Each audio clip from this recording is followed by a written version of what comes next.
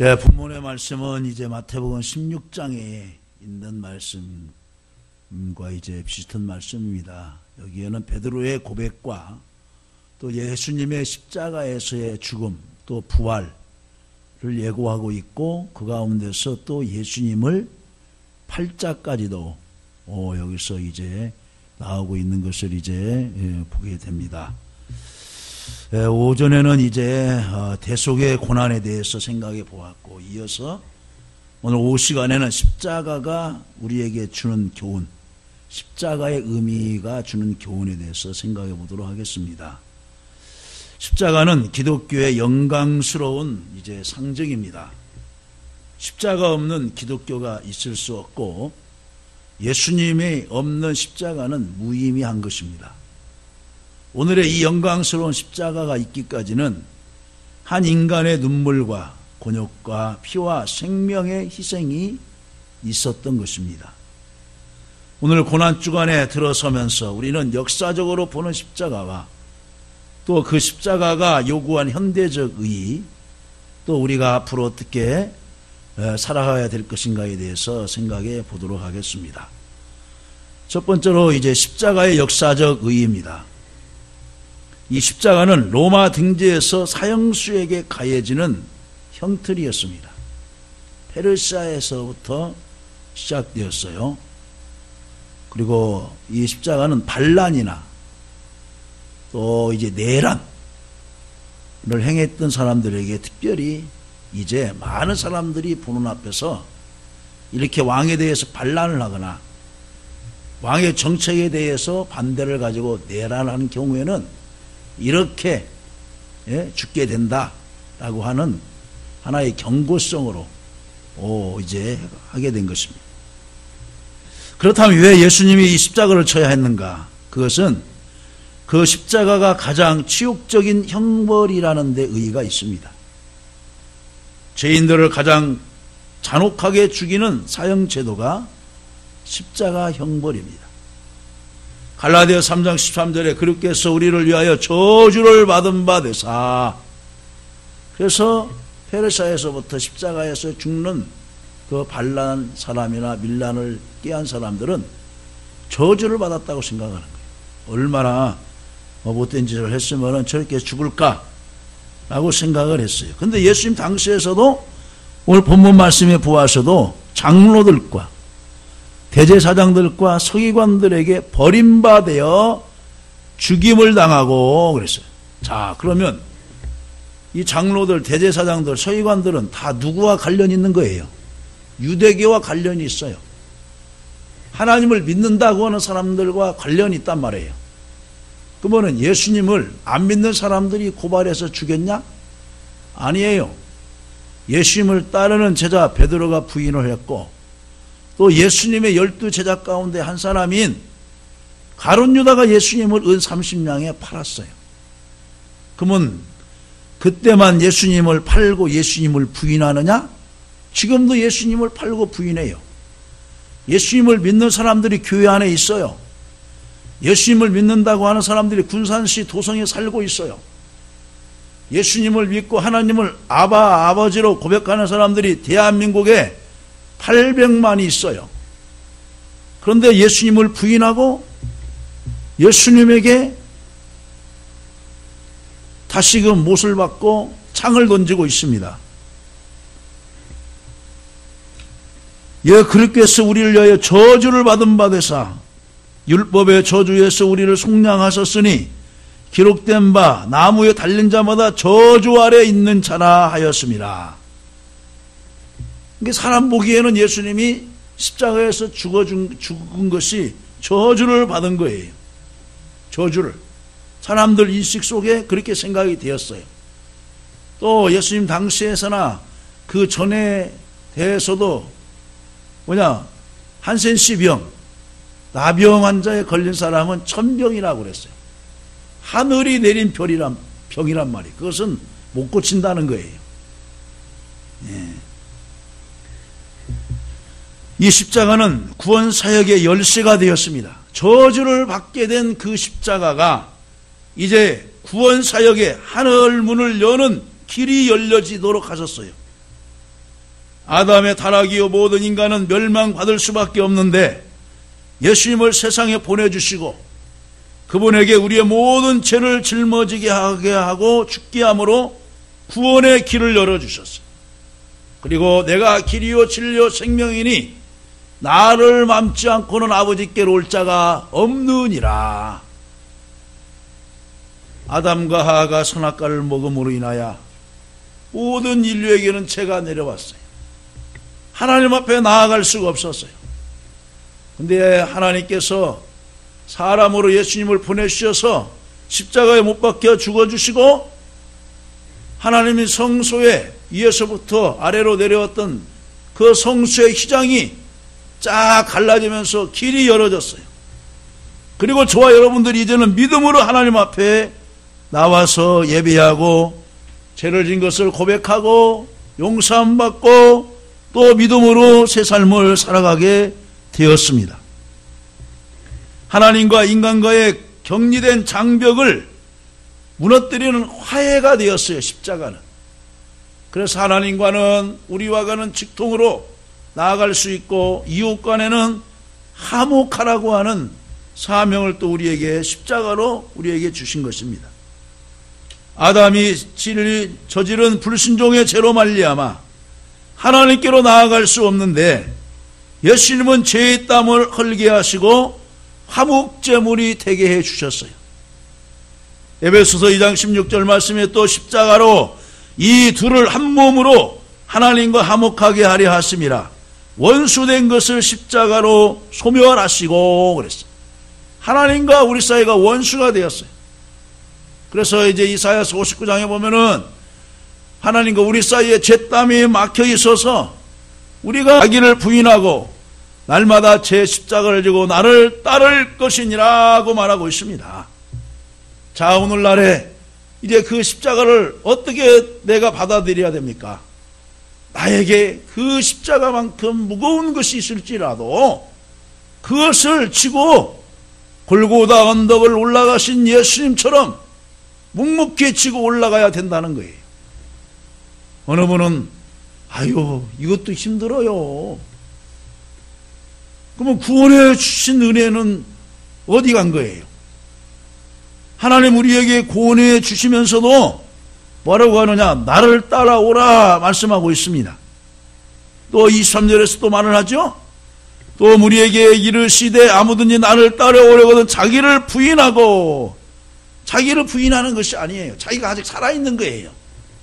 그러면서 바울 사도는 뭐라고 했냐면 나는 날마다 십자가 아래 죽노라. 죽는 사람은 말이 없어요. 죽은 재물은 말이 없어요. 주인이 하는 대로 하는 거예요. 그것이 바로 자기를 부인하는 사람의 자세이고 날마다 자기 십자가를 지고 주님을 따르는 사람의 마음 자세입니다. 우리는 제 몫을 져야 됩니다. 고린도전서 4장 2절 말씀에 맡은 자의 구할 것은 충성이니라고 말씀하고 있습니다. 하나님께서 나에게 주신 그 직분이 맡겨진 것이 바로 오늘날에 내가 져야 할 십자가인 거예요. 남편은 남편이 져야 할 십자가가 있어요. 아내는 아내가 지어야 할 책임이 있어요. 부모가 자식들에게 해줘야 할 책임이 있어요. 그러잖아요? 그런데 그거 싫다고 하면 이 사회의 가정 질서나 모든 질서는 깨지게 되어 있어요. 깨집니다.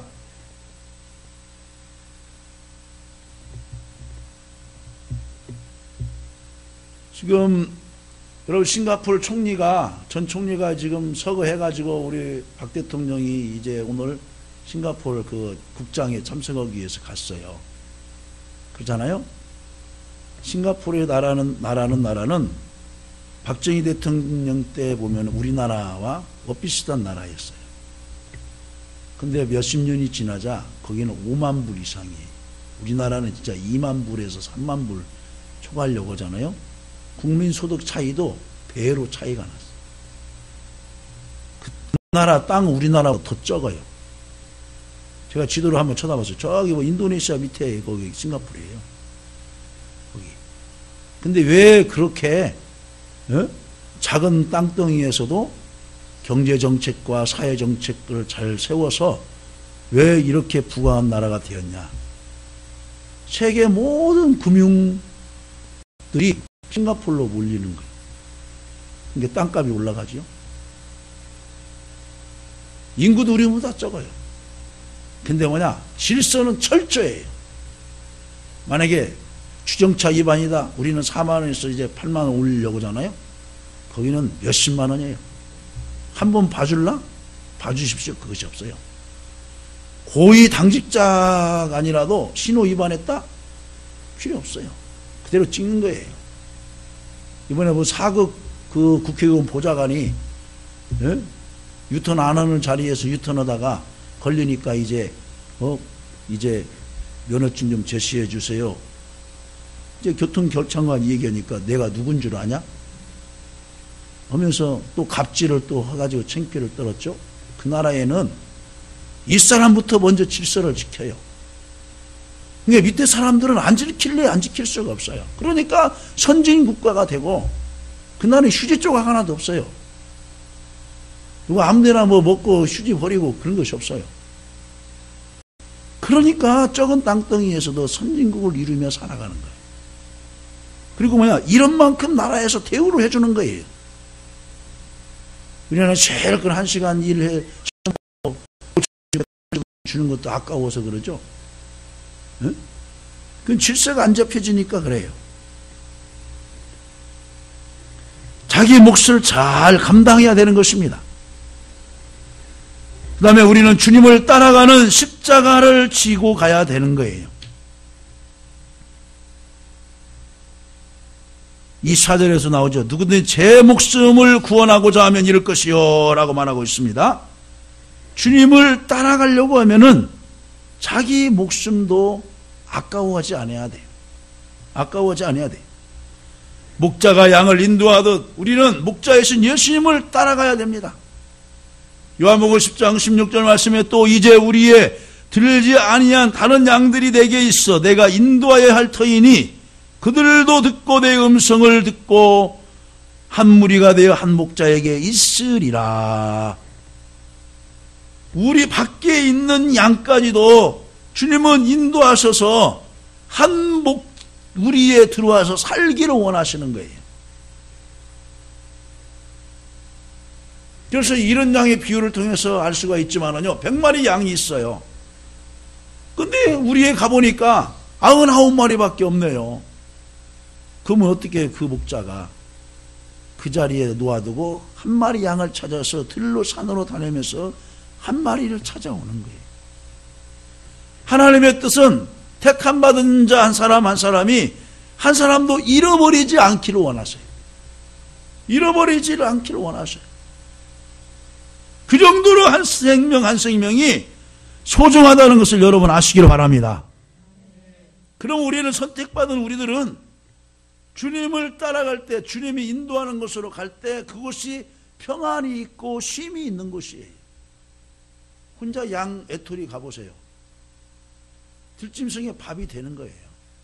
아무리 큰 누나 늑대 이런 막 큰 여러분 기린도요, 그 무리에서 벗어나면은 표범들이 사자 몇 마리가 에워 싸가지고 하나는 목으로 달려들어서 목 잡고 하나는 다리 잡고 하나는 엉덩이 잡고 하면서 쓰러뜨려요. 그 다음에 그 날카로운 그 이빨로 목에 그 심줄을 끊습니다. 그러면 그렇게 체격 큰 그 기린이 쓰러지면서 퍼뜩퍼뜩 하면서 죽어가요. 그러니까 어떻게든 그네들이 군무를 이루면서 무리에서 흩어지지 않으려고 그래요. 근데 거기에는 꼭 흩어져 나누는 놈이 있어요. 그건 뭐냐? 그 무리에서 떨어질 뿐만 아니라 생명을 잃어버려요. 믿음 생활도 마찬가지예요. 우리나라 전라도 말에 엄수매라는 말이 있어요. 그것이 아주 좋은 말이에요. 같이 가면 갈 수 있어요. 몇 킬로도. 여러분 한 번은 뭐 한라산에 뭐 장애인들이 뭐 등반해서 거기에서 막 만세를 부르고 하잖아요. 혼자 가려면 힘들어요. 그러나 거기에서 휠체어를 막 밀어주고 당기고 막 기으면서도 막 또 끌어주고 하면은 정상 가서 야호 외치면서 야 우리도 할 수 있었다. 우리도 한번 해보니까 된다.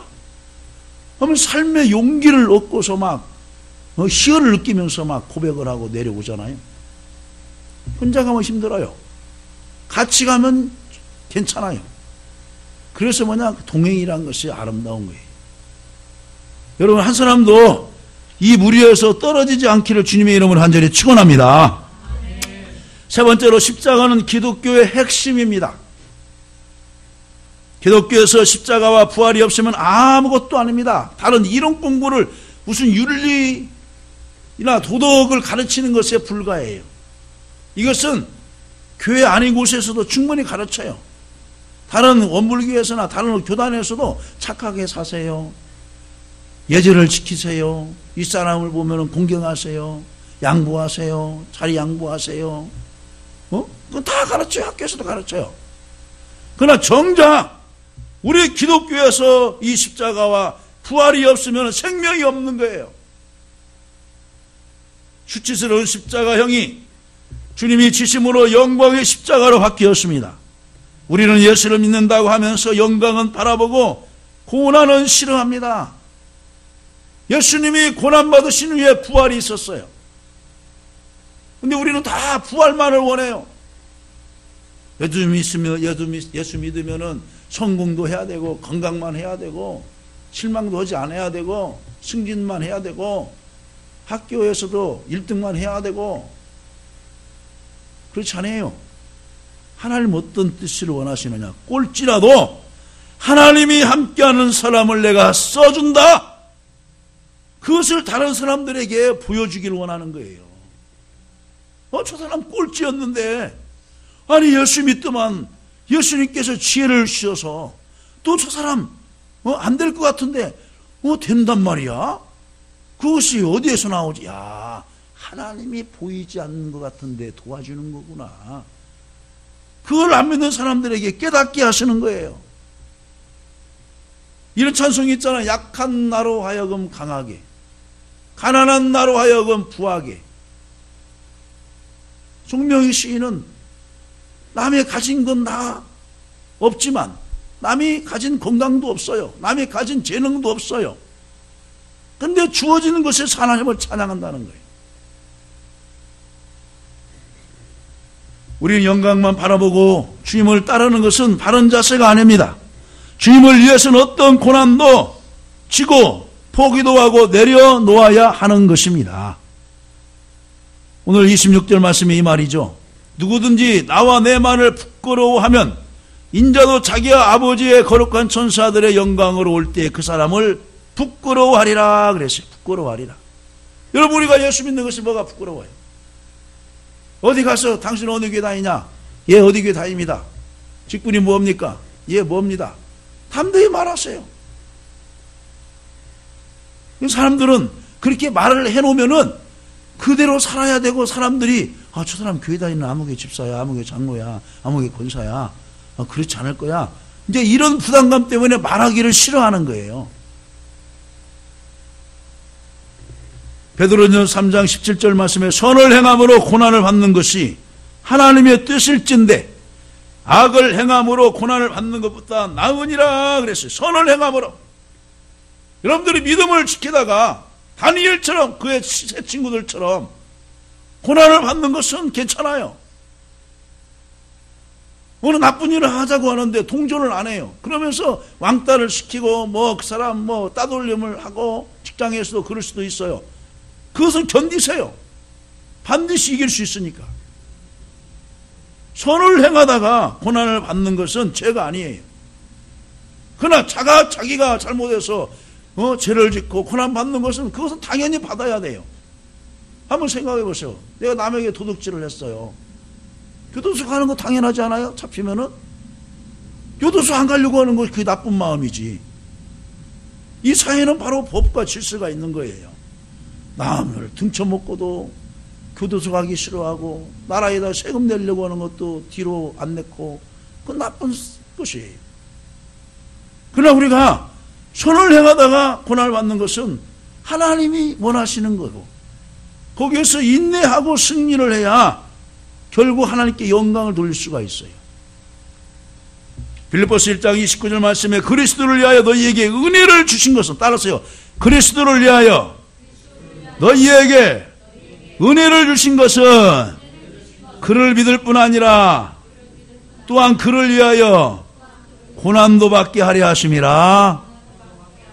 그렇죠. 제가 오전에도 얘기했잖아요.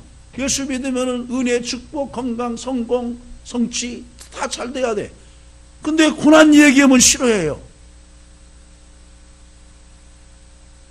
복 받으라 얘기하면 좋아하죠. 그러나 죄를 회개하라 하면 싫어해요. 못한 것도 잘하고 있다고 하면 너무나 좋아해요. 근데 이걸 고쳐야겠네요 하면 벌써 틀려요. 눈부터 다른 곳에 가 있어요. 안 들어요. 그런데 어떻게 신앙이 성장하겠어요? 우리가 예수를 위하여서 살아가는 것은 하나님께 감사할 일입니다.